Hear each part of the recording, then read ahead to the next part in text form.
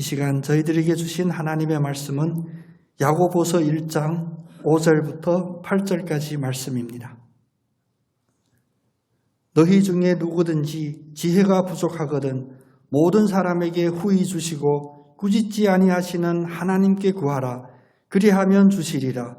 오직 믿음으로 구하고 조금도 의심하지 말라. 의심하는 자는 마치 바람에 밀려 요동하는 바다 물결 같으니 어떤 사람은 무엇이든지 주께 얻기를 생각하지 말라. 두 마음을 품어 모든 일에 정함이 없는 자로다. 아멘. 이 시간 주님의 말씀 앞에 모인 우리 모두에게 주님이 한량없는 은혜, 우리가 말로 표현할 수 없는 그런 은혜가 충만한 축복의 시간 되기를 원합니다. 우리가 생생신앙, 야고보서를 생생, 삶, 살리는, 생기 있는 이런 신앙으로 돌아보고 있는데 우리 옆에 계신 분 얼굴 보면서 축복 한번 하겠습니다. 믿음의 신앙의 경주에서 끝까지 완주하시기를 축복합니다. 아멘. 제가 딱 보면 운동 잘하게 보이죠. 운동 빨리 배워요. 뭐든지 금방 배우는데 오래 못해요.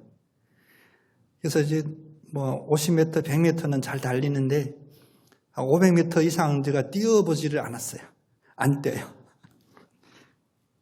그래서 이게 중장거리 되게 싫어하는데, 아니 체육대회 하면 제가 늘 회장하고 반장하고 이러니까 누구나 뛰기 싫은 그 3000m의 선수를 내보내야 되는데 선수가 없거든요.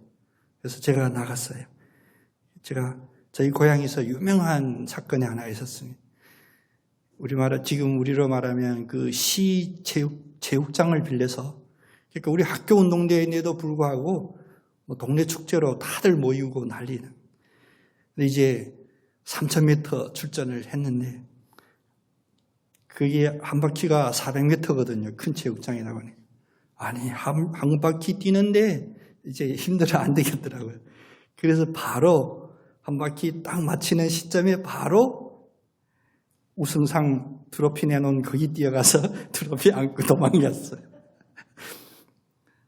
근데 집에 왔더니 저희 아버지가 그 얘기 하는 거예요. 아버지 친구들이 보고 네 아들이 오늘 웃겠다. 바로 되게 경제적이다. 어차피 그 다 우승 때문에 달리는 건데 바로 가서 그 1등 트로피를 안고 도망가더라. 물론 한참 야단 맞았죠. 선생님들한테. 너 이거 뭐 하는 짓이냐. 모든 일들을 우리가 보면 시작이 있고 끝이 있음을 우리가 압니다. 근데 문제는 우리가 그 시작부터 끝까지 그 과정을 싫어하는 거예요.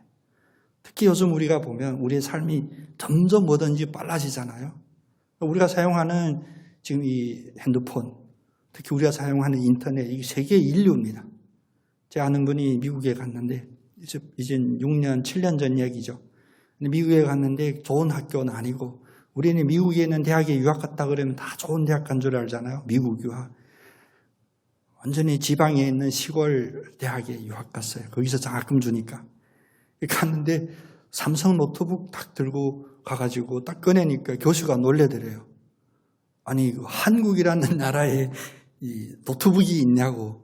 그래서 이 친구가 한 학기 다니고 그만뒀어요.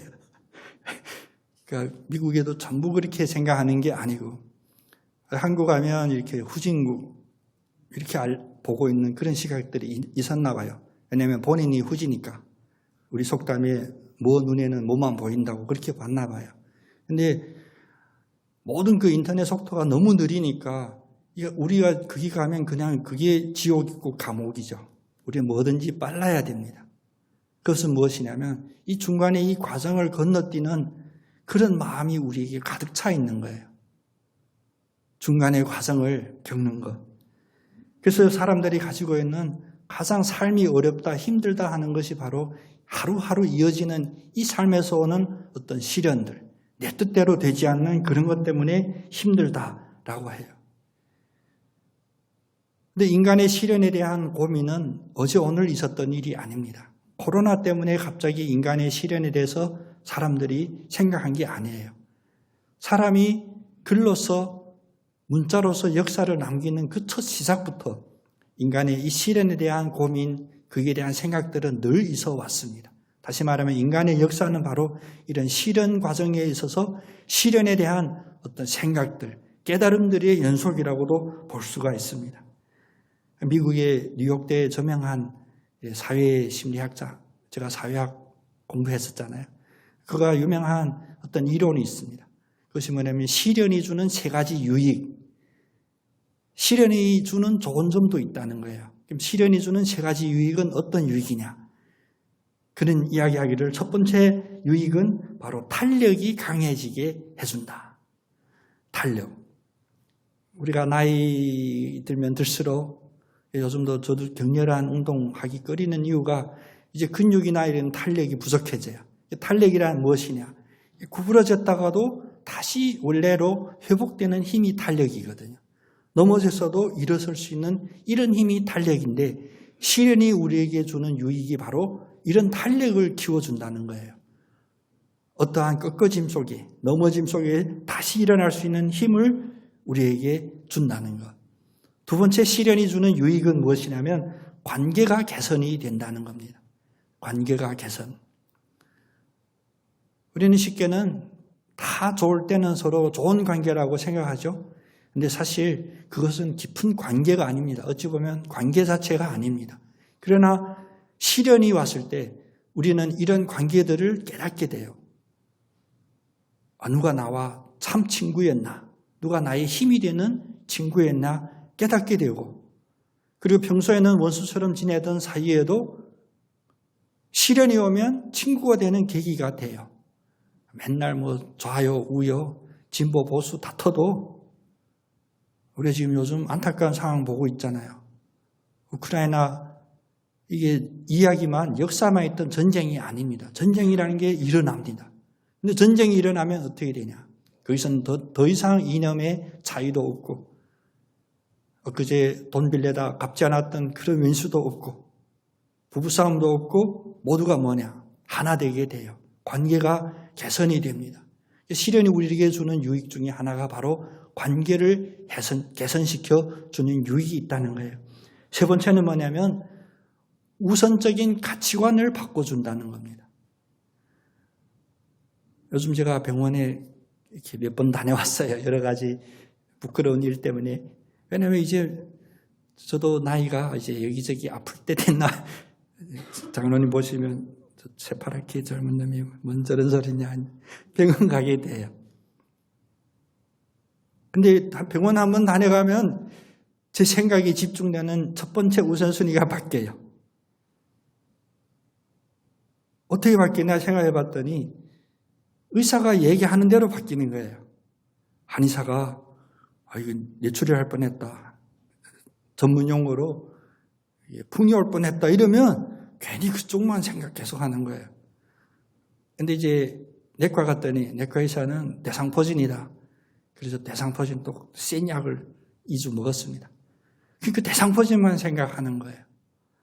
우리에게 어떤 일이 생기게 되면 우리가 평소에 생각하지 않던 것에 먼저 관심을 갖고 어찌 보면 나에게 더 시급하게 닥쳐온 그런 일들에 대하여 더 주목하게 되는, 다시 말하면 우리 삶의 우선권이 바뀌는 그런 것들이 시련에 통해 오는 유익이라는 것입니다. 우리에게 탄력을 주고 우리에게 관계가 개선되게 하고 지금까지 내가 최우선순위라고 생각했던 것들이 시련을 통해 보니까 그게 아니었구나. 이것보다 더 중요하고 더 시급한 것이 있었구나. 깨닫게 하는 그런 시련 속에서 우리에게 주님이 예비하신 축복이 임하기를 간절히 원합니다.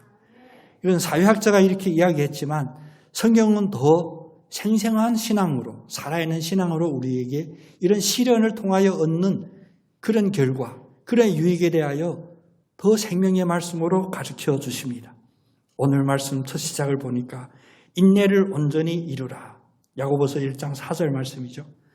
인내를 온전히 이루라. 이는 너희로 온전하고 구비하여 조금도 부족함이 없게 하려 함이라.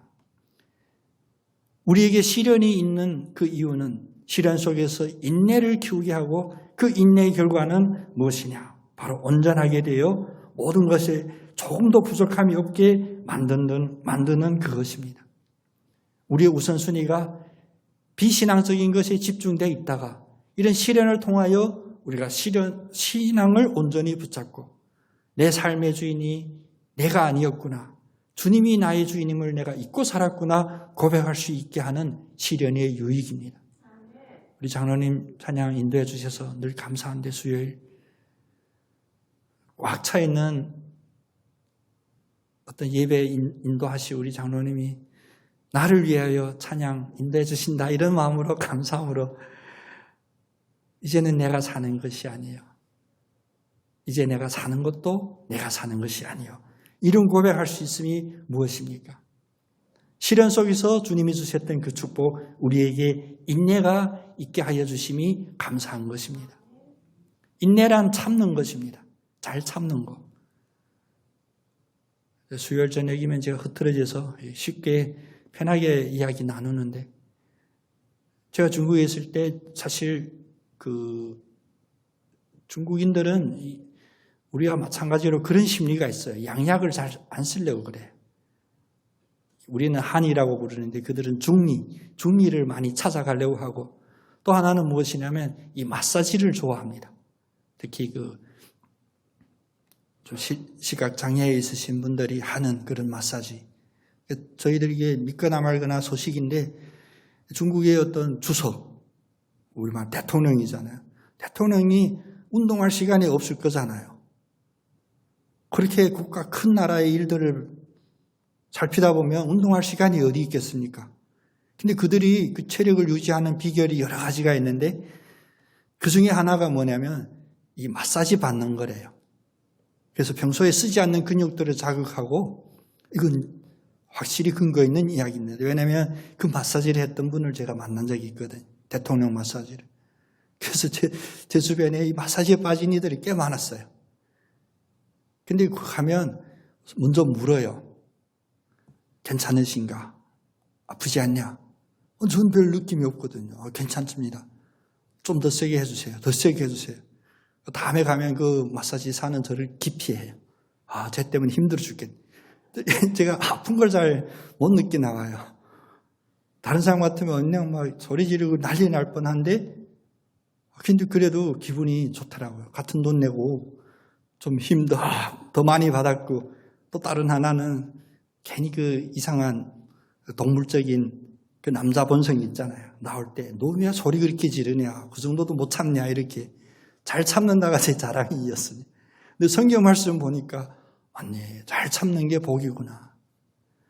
여러분 자기 자신 한번 살펴보기 바랍니다. 나는 잘 참는 사람이냐, 잘 참지 못하는 사람이냐. 기질적으로 잘 참는 분들도 있고 기질적으로 잘 참지 못하는 이들도 있어요. 조그만한 흔들림에도 소리 지를 수 있고, 그러나 또 너무 잘 참아서 이미 다 꺼져가는 그 상황에도 소리 지르지 않아도 안 되겠지만, 근데 영적인 이런 질문은 꼭 한번 해봤으면 좋겠습니다. 이 야고보서를 읽는 동안에는 나는 시련을 잘 참고 있느냐. 세상이 말하는 그런 아픔, 고통을 잘 참는 게 아니라 신앙적으로 나는 예수 믿고도 내 뜻대로 안 되는 그런 일 속에서도 잘 참고 있는지. 난 예수 믿으면 모든 게 다 잘 되는 줄 알았어요. 아픈 사람이 다 낫고 잘 안 되던 가게 대박 나고, 그래서 예수를 믿기로 작정했다. 이런 이들이 많이 있지만 예수 믿고 나도 바뀌질 않더라. 그람 속에서도 나는 그래도 끝까지 예수 믿기를 포기하지 않겠다라는 이러한 인내심이 나에게는 있는지 돌아보는 그런 시간들이 다 됐으면 좋겠습니다. 근데 우리가 판단하는 어느 순간 난 믿어도 잘 안 돼 하는 그 시점이 언제인가가 매우 중요하죠. 그것은 제가 예언의 은사는 없지만 제가 단연코 확증적으로 이야기하건대 그것은 어느 과정의 한 시점에서 내리는 결론입니다. 잘 안 되더라. 그런데 우리가 인내하지 못하고 급하면 어떻습니까? 그 시점에 포기하거든요. 방향을 틀거든요. 아니다. 우리가 끝까지 이르지 않는 어느 한 시점에서 먼저 결론을 내리고 하게 하는 것. 특히 우리의 신앙생활을 쉽게 교회 간다, 안 간다, 예수 믿는다, 안 믿는다, 이런 문제에 있어서는 절대로 그렇게 쉽게 움직이고 인내가 없는 그런 사람이 되지 않기를 간절히 소원합니다. 우리가 작은 일에도 견디지 못하면 큰 일을 어찌 감당하겠습니까? 예수님도 제자들에게 이야기하죠. 네가 작은 일을 잘 감당했을 때 너에게 큰 일을 맡겨줄 수 있지. 네가 작은 일에 감당하지 못하면 어찌 큰 일을 받을 수가 있겠느냐. 우리 세상은 다 큰 사람 되기를 원하죠. 뭐 이렇게 체중이 크다, 키가 크다가 아니라 큰 사람 되기를 원한다가 뭡니까? 더 많은 일, 더 유익한 일을 많이 할 수 있는 사람. 그리고 우리 영적으로 본다면 그 안에 성령 충만하여서 생명이 넘치는, 죽어가는 사람도 만나면 살릴 수 있는 그런 선한 생명의 영향력이 넘치는 그런 사람으로, 그런 주의 종으로, 주님의 자녀로 우리가 서는 게 목적이 아니겠습니까? 그러려면 오늘 말씀처럼 우리에게는 인내가 필요합니다. 인내가 필요합니다.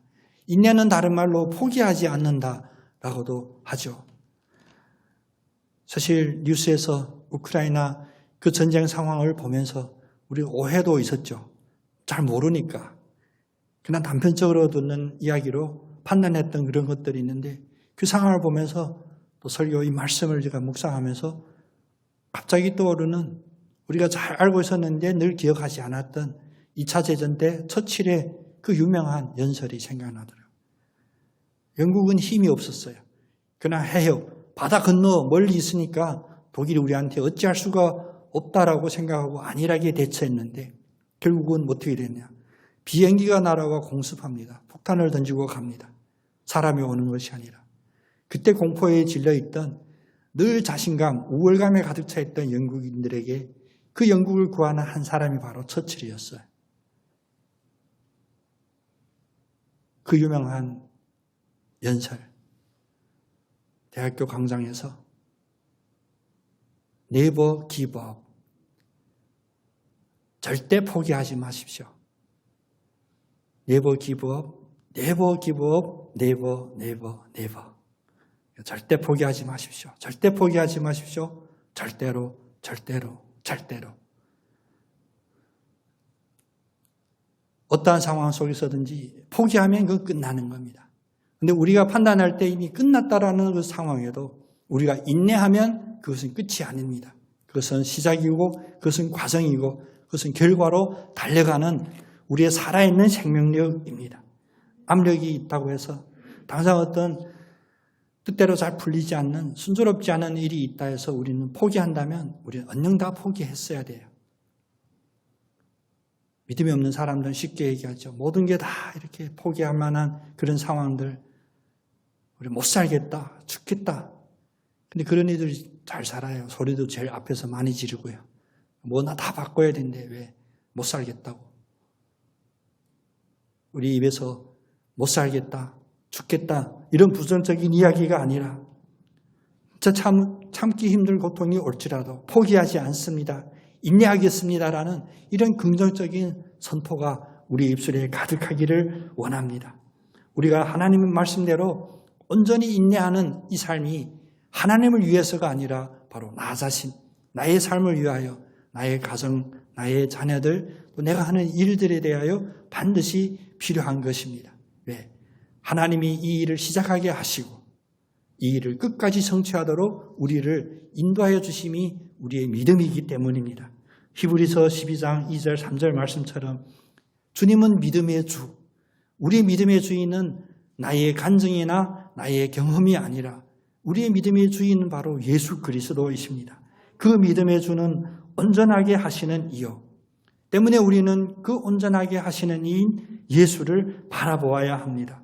예수 그 앞에는 기쁨을 위하여 십자가를 참으신 그 모습이 보이고 또 부끄러움을 개의치 아니하시더니 예수님은 하늘나라 하나님 보좌 우편에 앉아 계십니다. 또 우리가 피곤하고 낙심하지 않게 하기 위하여 자기와 같이 이러한 일을 참으신 일들을 늘 기억하고 보호하여 주십니다. 이러한 하나님의 지혜 구하시는 여러분 다 되기를 원합니다. 근데 이때 혹시 우리 신권사님이 그래 목사님 어떻게 참아야 돼요? 그냥 참기만 하면 돼요. 이렇게 질문하면 제가 할 말이 없는데 참 설교가 감사해요. 누구도 질문 안 하고 제 혼자 떠들어서 아마 어린이집 가르치려면 이런 이야기하기 어려울 거예요. 왜냐하면 밑에서 바로 질문하거든요. 그럼 어떻게 해야 됩니까? 그냥 참으면 됩니까? 그냥 참는다는 게 어떻게 참는 것입니까? 오늘 5절 말씀에 너희 중에 누구든지 지혜가 부족하거든 모든 사람에게 후히 주시고 꾸짖지 아니하시는 하나님께 구하라. 그리하면 주시리라. 우리가 어떻게 참아야 하냐? 바로 지혜를 구하면서 참아야 하는 겁니다. 지혜를 구해요. 우리에게 지혜가 부족하거든 지혜를 구하라. 그리하면 지혜를 주시겠다. 이 말씀은 무엇이냐? 우리가 바로 이 시련을 이겨나갈 방법이라든지 힘이라든지 우리의 어떤 모든 필요한 것들을 바로 이 지혜라고 하는 하나님의 이 은혜 가운데 담아서 우리에게 말씀하여 주시는 겁니다. 우리가 수능 보는 아이가 기도하면서 하나님 지혜 주세요 이렇게 기도만 하고 고3을 보낸다 그러면 다들 난리 날 거예요. 왜? 그렇게 하는 게 아닌 걸 우리는 알거든요. 우리가 주님 앞에서도 마찬가지입니다. 우리 기도도 마찬가지입니다. 우리가 기도하고 지혜를 구하는 이유가 무엇이냐?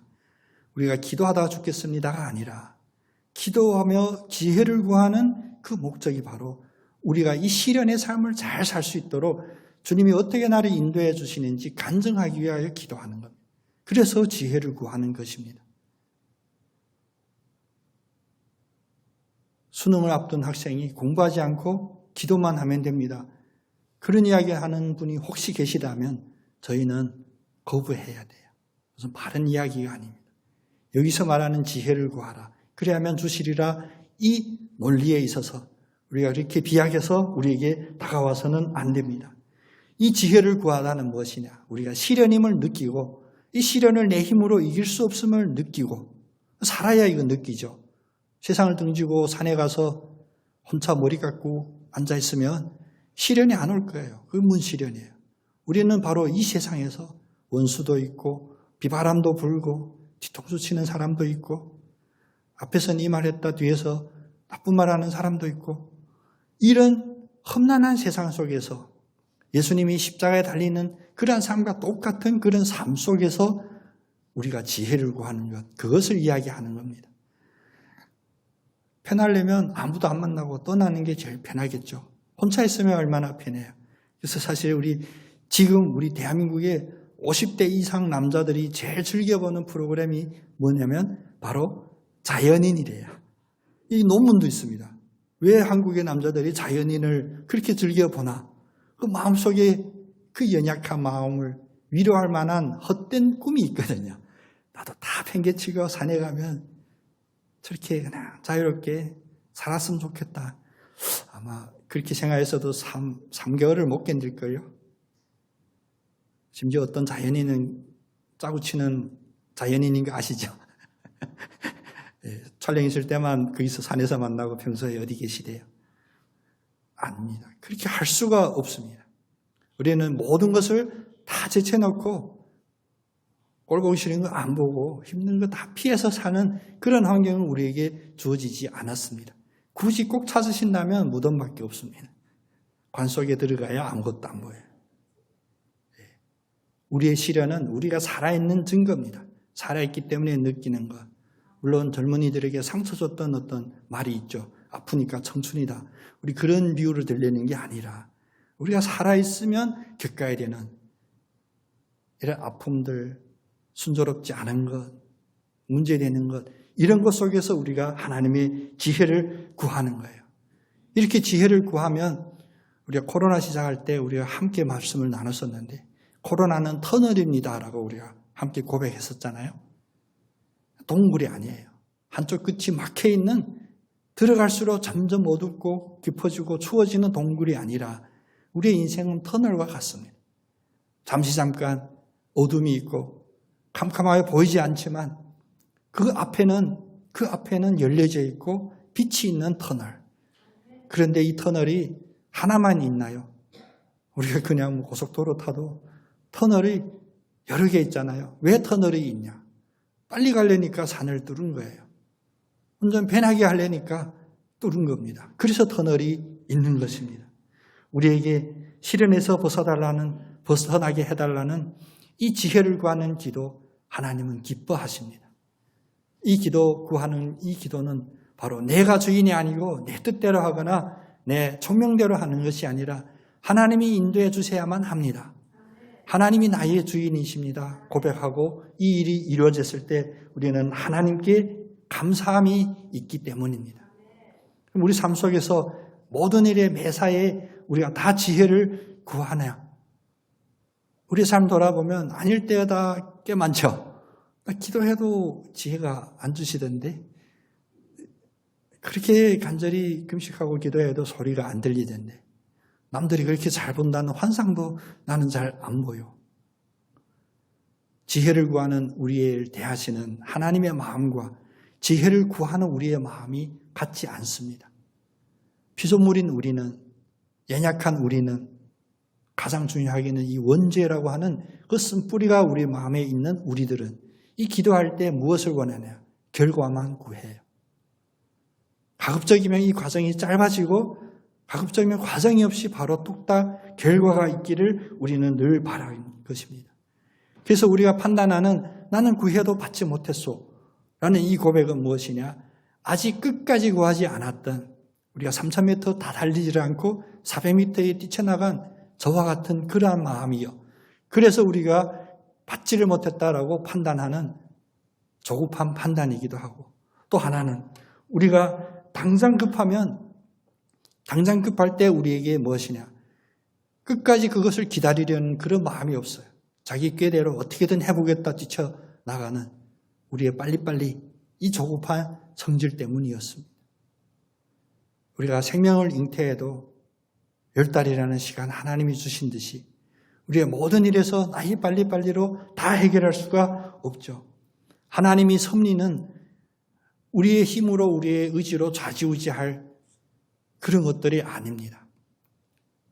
내 마음에 맞지 않아도 하나님의 섭리는 엄연히 거기에 계시고, 하나님이 이 섭리 속에서 무엇을 드러내냐? 세 가지인데, 하나는 내가 너희를 사랑하는 아버지다. 이 사랑을 드러내게 되고, 우리는 사랑만 원하잖아요. 근데 이 사랑의 두 번째 더 깊은 차원은 무엇이냐? 바로 아버지의 말에 순종하는 자녀가 되어야 된다. 성경은 더 어렵게 표현했죠. 내가 거룩하니 너희도 거룩하라. 이런 표현이 그 표현입니다. 아버지께 순종하겠다는 그 마음, 그 결단이 필요한 것입니다. 세 번째는 무엇이냐? 하나님이 주시는 결과는 하나님의 선하신 결과예요. 어쩌면 내가 구했던, 내가 미리 그려놓고 내가 원했던 그것이 아닌, 그러나 확실히 선하고 완벽하게 선한 그러한 결과를 우리에게 준다는 겁니다. 우리의 삶 돌아보시기를 원합니다. 특별히 나름대로 나는 성격이 좀 급하다라고 판단하는 분들이면 더 돌아보시기를 원합니다. 우리가 혹시 자판기 앞에 서 있는 어떠한 사람처럼 동전 넣고 금방 내가 원하는 음료수가 덜컥 튀어나오기를 원하시는 우리의 마음이라면 더 깊이 한번 돌아보시기를 원합니다. 제 눈에 다 보이거든요. 제가 다 알아요. 자판기 앞에서 자판기에게 감사합니다 하고 인사하는 사람 한 사람도 없죠. 네, 금방 튀어나오면 이 자판기 존재에 대해서 우리는 생각 안 합니다. 뭐만 생각하냐? 내가 넣은 것, 그게 맞는 물건이 나왔는 것, 이런 것만 우리 관심이 있어요. 500원 넣었는데 요즘 많이 올랐죠. 그 200원 거스름 안 나오면 그때야 자판기 생각이 나요. 발로 차고 욕하고 전화 찾아서 AS 부르고. 하나님 앞에도 우리가 그렇게 살았습니다. 급하니까 기도하고, 기도 응답하니 바로 돌아서서 그 결과를 가지고 뛰어갔어요. 다시 커피 생각나면 놀아오면 됩니다. 자판기는 그 자리에 계속 있었는데, 우리가 기도할 때 하나님이 즉각적으로 응답하지 않는다고 불평불만하거나 더군다나 나는 이 믿음 버릴래, 이 신은 안 믿을래, 이런 조급함, 인내함이 전혀 없는 그런 삶이 안 되시기를 원합니다. 하나님은 그 자리에 있었습니다. 하나님은 나에게 내가 상상도 못하는 더 좋은 것을 주시기 위하여 그 자리에 계셨습니다. 우리가 기다리지 못했어요. 우리의 총명과 경험이 너무나 많았습니다. 기쁠 때 내가 생각나지 않고 기쁠 때 감사하고 주님이 먼저 생각나는 우리의 삶이 되기를 원합니다. 이것이 기도의 원리 비결입니다. 기도가 금방 응답되는 경우들이 있어요. 심지어는 누구나 다 있는 그런 감정이지만 놀라운 역사들이 있잖아요. 내가 상상하지 못했던 왜 이런 은혜들을 주나. 내가 요새 기도빨이 좀 먹히네. 아닙니다. 빨리 문제 있는 사람들 저한테 기도 제목 주세요. 요즘 제가 기도 한창 잘 되는데. 이게 우리의 모습이었습니다. 기도의 원리는 무엇이었냐? 마태복음 6장 34절 그 말씀입니다. 내일 일을 위하여 염려하지 말라. 내일 일은 내일이 염려할 것이요 한날의 괴로움은 그날로 족하니라. 염려하지 말라. 네, 그날의 괴로움은 그날로 족합니다. 이것이 원리예요. 그날의 괴로움이 없어지리라 아닙니다. 이 괴로움은 지나가는 거예요. 이 괴로움은 금방 우리에게 좋은 교훈만 남기고 유익만 남기고 지나가는 그러한 괴로움, 염려, 근심, 걱정이었습니다. 그래서 내일의 지혜를 오늘 먼저 주시는 그런 주님을 우리가 허상으로 그리지 말고 하나님은 살아계신 그 하나님은 내일의 일도 하나님은 준비하고 계시지만 오늘 이 순간 나에게 꼭 맞는 그런 영적인 지혜를 주님이 주신다고 확신하고 나가시는 그래서 우리의 믿음이 성숙되기를 원합니다. 고통, 이제 실현 얘기했으니 이제 고통의 안 좋은 점, 유익만 얘기하지 않고 고통의 나쁜 점도 우리가 이야기하죠. 우리가 인내하지 못하고 하나님의 지혜를 구하지 않는 그런 시련은 우리들에게 여러 가지 안 좋은 어찌 보면 부정적인 영향력도 미치게 돼요. 성경에 보면 성경에도 고통에 대하여 여러 가지 나옵니다. 구약 성경에도 신약 성경에도 주님은 십자가에서 가장 큰 고통을 받으셨죠. 그리고 이러한 고통이 성경이 말하는 고통, 성경이 말하는 이런 고통들은 어떤 고통들이 있었나 보면 첫 번째는 징계의 고통이 있습니다. 이것이 첫 번째입니다. 우리가 잘못했을 때 그 잘못에 대한 그 잘못에 상응한 그런 징벌, 처벌이 있는 그런 고통들이 있어요. 성경에서 그럼 징계의 고통을 받았던 대표적인 인물이 누구냐 하면 요나와 같은 인물. 하나님이 요나에게 구체적으로 분명하게 지시합니다. 니느웨에 가서 복음 전파해라. 살리자. 니느웨 싫었어요. 그 원수들. 싫어요. 도망갔습니다. 그러나 육지로 도망가면 잡힐 것 같으니 배를 타고 멀리 도망가다가 결국 큰 물고기, 누구는 고래라고도 이야기하는데 큰 물고기의 뱃속에 들어가는 그 요나가 그 물고기 뱃속에 들어가는 이 과정이 바로 징계받는 고통이었어요. 두 번째는 신비의 고통도 있습니다. 무엇이 신비의 고통이냐? 굳이 내가 고통당해야만 내가 잘못한 일들이 별로 없는 것 같은데 주시는 그런 고통. 성경에 분명히 있어요. 대표적인 인물이 바로 욥입니다. 욥을 보면 욥의 입장에서 보면 내가 이렇게 고통을 받아야 됩니까? 항변할 만큼 그에게는 우리 눈에 보기엔 잘못이 없었어요. 그럼에도 불구하고 그에게는 고통이 임합니다. 죄를 뒤집어 쓰고 온몸에 난 그 골마있는 피부를 기왓장으로 긁는 이런 고통. 이것은 우리가 우리 이해력으로 이해할 수 없는 신비의 고통이에요. 물론 그 결말을 우리는 잘 알고 있죠. 그 시련을 이긴 욥에게 하나님이 주셨던 그 축복 우리 알고 있잖아요. 그래도 우리는 욥 생각하면 자연스럽게 우리의 인간의 생각이 떠오르는 거 왜 그러셨을까?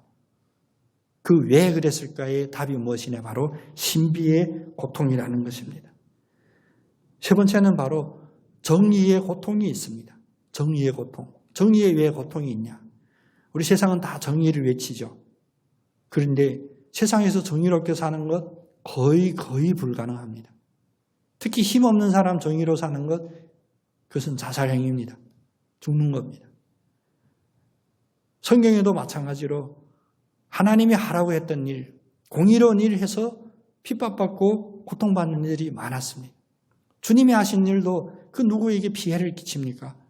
누구에게나 다 그 복을 주려고 복의 통로가 되셔서 예수님이 오셨지만 그 무리들이 못 박으세요라고 외쳤던 그 무리들이 바로 그 광야에서 오병이의 체험을 했던 그 무리들입니다.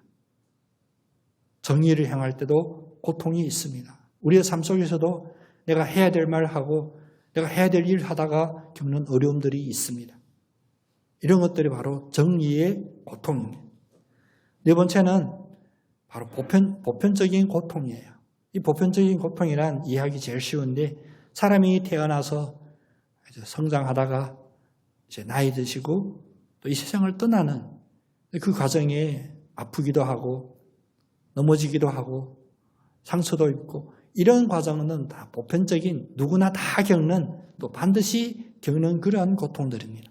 그래서 징계의 고통이나 신비의 고통이나 정의의 고통이냐 아니면 보편적인 고통이냐 이 네 가지를 알고 우리의 삶을 돌아보면 조금 더 지혜로운 그 시련 앞에서 지혜로운 우리 처신을 할 수 있습니다. 내가 오늘 겪는 어려움이 있잖아요. 이 어려움이 정의의 어려움일까? 아니면 징계의 어려움일까?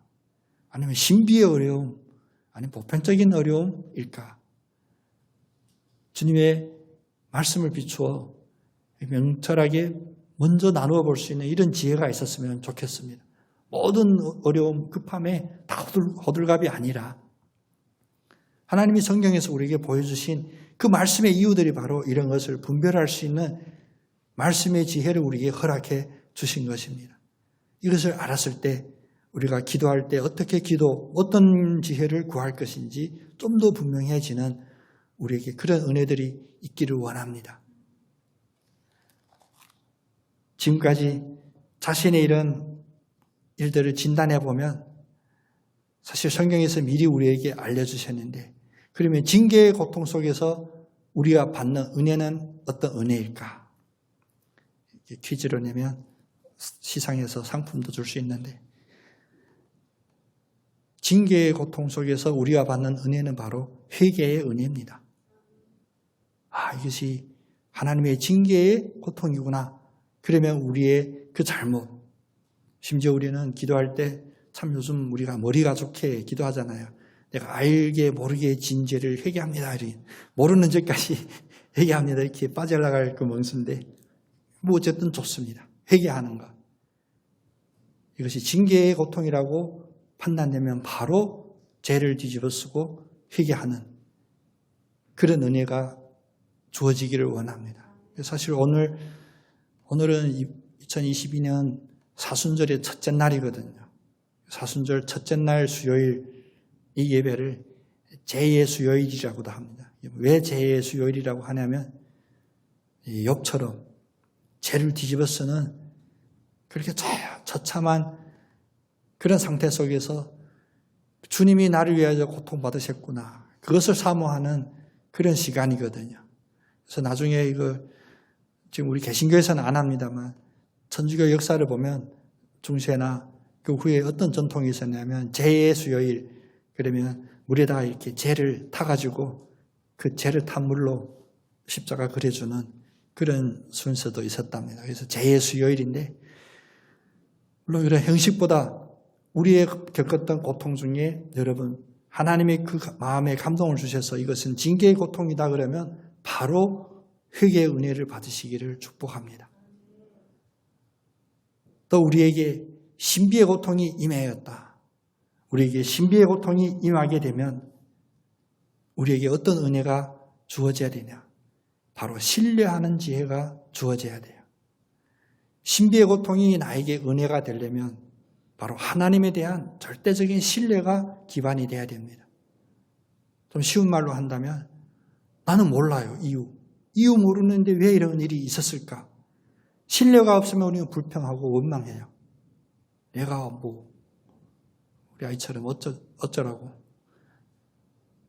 근데 신뢰가 있으면 무엇이냐? 어떤 상황이라도 선하신 하나님이 주신 것 저는 축복으로 받겠습니다. 라는 이 고백이 바로 신뢰의 은혜입니다. 사실 어찌 보면 우리의 삶 속에서 이런 신비한 고통이 우리가 예방접종을 맞듯이 주기적으로 우리의 믿음이 점점 주님에 대한 믿음이 아니라 나 자신을 의지하고 내가 삶의 주인으로 살고자 하는 영적인 교만이 있을 때 징계의 고통보다 이 신비의 고통 때문에 신뢰가 회복되는 은혜 반드시 필요합니다. 여러분의 삶 속에서 왜 이런 일이 생기지? 나 참 이해가 안 되는데, 그러면 오히려 믿음의 고백을 선포하시기 바랍니다. 그리할지라도 주님을 신뢰합니다. 그 결과 주님의 손에 있는 그 결과를 저는 믿습니다. 그대로 받겠습니다. 이 은혜가 있으시기를 바랍니다. 그럼 정의의 고통이 있을 때 우리에게 어떤 은혜가 주어지냐? 바로 용서의 은혜가 주어지는 거예요. 우리는 내가 잘한 일 자랑하기도 바쁜데 좋은 일 했다고 피해보면 고통받으면 얼마나 불만이 많습니까? 주님은 이 섭리가 무엇이냐? 바로 그 속에서 용서하는 은혜를 우리에게 허락해 주는 거예요. 좋은 일하고 고통받는 것, 그 상은 하늘에 쌓여지는 겁니다. 세상에서 나쁜 일하고 자랑받으면 그것은 하늘에서 받을 상을 다 빼앗긴다라고 주님 말씀하시듯이 착한 일, 정의로운 일, 공평한 일, 이런 일 하다가 어려움을 당할 때 그 어려움을 주는 그 원수를 용서하는 그런 용서의 은혜가 넘치기를 원합니다. 마지막으로 보편적인 고통 앞에서 우리가 매일 겪는 많은 시간 동안 겪는 보편적인 고통 앞에서 무엇이냐? 바로 우리에게 순종의 은혜가 있기를 원합니다. 순종해야 돼요. 우리가 이제 지지난주죠. 신권사님하고 그 얘기했어요. 다 묻죠. 목사님 괜찮으세요? 저도 어디서 들었나 생각해봤더니 저희 할머니가 늘 그랬어요. 나중에 보니까 저희 어머니도 그러시더라고요. 저도 이제 그렇게 될 것 같아. 50몇 년 썼으니 이제 고장 날 때도 됐겠죠. 저희 어머니가 이기는 방법이 그거예요. 힘들고 어디 발, 다리, 허리 아프면 80년 썼으니 이제 아플 때도 고장 날 때도 됐지 뭐. 예수를 모르는 사람마저도 이 자연의 섭리라고 하는 그 앞에 순종하는 마음을 가지듯이 예수를 아는 우리에게는 더군다나 이 창조주 하나님 앞에 있는 하나님의 그 섭리에 우리가 순종해야 돼요. 모든 것 다 좋아하지고 다 바꾸려고 하는 것, 그것이 우리의 욕심일 수가 있습니다. 받아들이는 것, 순종하는 것. 그것이 하나님이 하시는데 우리가 순종하지 못할 그런 이유가 어디에 있겠습니까? 어떤 고통에 당하든지 그것이 징계의 고통이든 신비의 고통이든 그것이 정의의 고통이든 아니면 보편적인 고통이든 늘 우리가 잊지 않고 위치해야 될 포지션이라고 하죠. 자기 자리를 딱 잡아야 되는 것은 무엇이냐? 바로 하나님께 지혜를 구하는 그 자리. 하나님, 어떻게 해야 하겠습니까? 제가 어떻게 할까요? 라고 구하는 그런 축복받은 우리 모두가 되기를 간절히 원합니다. 근데 이제 원리는 알았는데 시련 속에서 지혜를 구해야 된다라는 이 원리는 알았는데 우리는 왜 이 원리대로 살지 못하는 경우들이 가끔 있을까? 또 아니면 자주 있을까? 아니면 대부분 그럴까? 여러 가지 대답이 있겠지만 그 뒤에 나오는 말씀에서 바로 우리에게 알려주십니다. 이제 6절부터 8절에 보면 오직 믿음으로 구하고 조금도 의심하지 말라. 의심하는 자는 마치 바람에 밀려 요동하는 바닷물결 같으니 이런 사람은 무엇이든지 주께 얻기를 생각하지 말라. 두 마음을 품어 모든 일에 정함이 없는 자로다.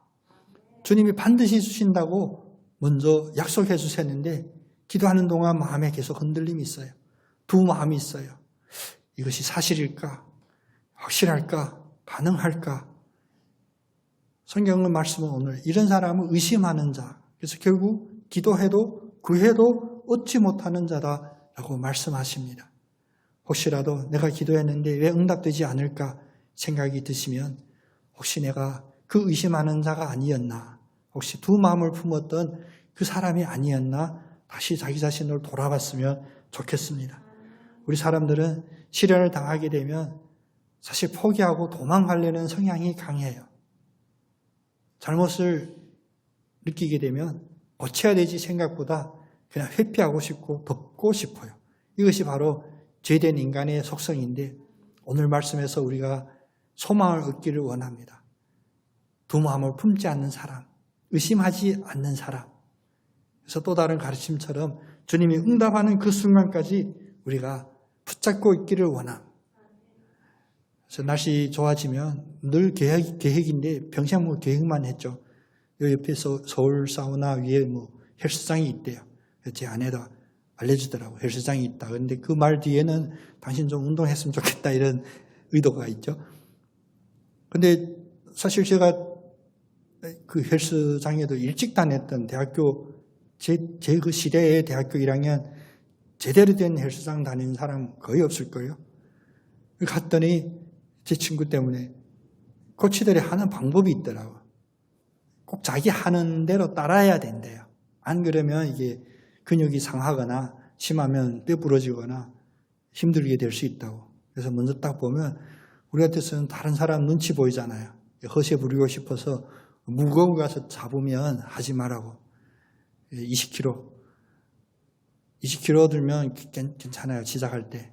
근데 80kg 가서 이러면 안 돼요. 무조건 가서 80kg 들라고 하면 그건 좋은 코치가 아니에요. 근데 20kg도 그냥 들라고 안 그래. 순서 있고 방법이 있어요. 그래서 먼저 몸 풀게 하고 한참 20kg 들면 그 다음에 이제 단계에 와서 코치님이 40, 60, 80 이렇게 올려주거든요. 이 코로나 이 시간 또 이제 코로나 지난 후에 또 어떤 어두운 시간이 우리에게 닥쳐올지 우리는 알 수가 없지만 우리의 느낌에 내 생각에 지금 힘든 시기구나. 왜 이런 일들이 없었는데 이렇게 힘들까? 바로 이런 시련의 헬스장에 내가 회원 등록했다. 그런 마음 품으시기 바랍니다. 우리에게 근력을 키워주려고 더 무거운 것도 들 수 있게 하려고 그래서 더 큰 어려움이라고 할지라도 우리가 이길 수 있게 훈련시키는 그 과정에 우리를 넣어주셨다. 세상 쉬운 말로 하면 우리를 건강하게 해주시려고 하나님이 지금 프로젝트를 가동했구나. 그런 마음으로 은혜 가운데 감당하고 인내하고 지혜 구하는 우리 모두가 되기를 원합니다. 고린도전서 10장 13절 귀한 말씀 우리 다 기억하고 있죠. 사람이 감당할 시험 밖에는 너희가 당할 것이 없나니 오직 하나님은 미쁘사 너희가 감당하지 못할 시험 당함을 허락하지 아니하시고 시험 당할 즈음에는 또한 피할 길을 내사 너희로 능히 감당하게 하시느니라. 이 헬스장에 들어가서 우리의 근력을 그동안 운동하지 않아서 다 느슨해진 근육 조금씩 힘을 더하고 완력을 더해서 결국 하나님의 그 선하신 일을 감당하는데 조금도 부족함이 없는 힘 있는 살아있는 오늘 설교 말씀은 이제 인내의 마라톤이라 했는데 마라톤도 완주할 수 있는 그런 선수로 키워주심을 믿고 나가는 우리 모두가 되기를 원합니다. 지나고 돌아보니 다 우리 그 고백이잖아요. 아니 돌아보니 별거 아니었더라. 그 말을 믿음의 고백으로 바꾸어서 표현한다면 하나님이 다 피할 길을 내주셨구나. 지나보니 내가 감당할 수 있는 시험이었구나. 이런 고백의 간증들이 우리의 삶에 가득하기를 축복드립니다. 기도하겠습니다.